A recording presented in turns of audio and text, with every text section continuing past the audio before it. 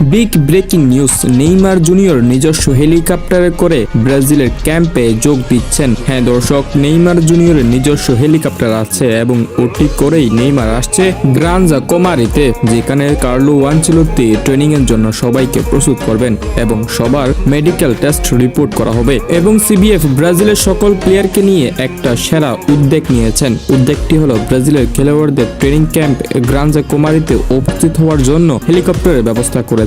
CBF যাতে খেলোয়াড়দের training ক্যাম্পে যোগ দেওয়ার আগে ভ্রমণ ক্লান্তি না ভোগেন তার জন্যই পুরোপুরি সচেতন হয়েছেন। নেইমারের তো নিজস্ব হেলিকপ্টার আছে, তাই তিনি আগামী কালই সকালে হেলিকপ্টারে করে সান্তোস থেকে সরাসরি ক্যাম্প ট্রেনিং এ যোগ দিবেন। অর্থাৎ আমরা নেইমার জুনিয়রকে অবশেষে দেখতে পারছি ব্রাজিল টিমে। এবং ট্রেনিং করার আগেই প্রথমে নেইমারকে মেডিকেল টেস্ট করবেন কার্লো আনচেলত্তি এবং কার্লো আনচেলত্তি পুরো মেডিকেল টেস্টটা খুঁটিনাটি সহ দেখবেন। এরপরই নেইমার জুনিয়র ব্রাজিলের ট্রেনিং জার্সি পরে মাঠে নামবে এবং আমরা অবশেষে ব্রাজিলের বাকি সতীর্থদের সাথে নেইমার জুনিয়রকেও দেখব। তবে আমার সবচেয়ে বেশি যে বিষয়টা দুর্দান্ত লেগেছে সেটা হলো সিবিএফ এর সিদ্ধান্ত।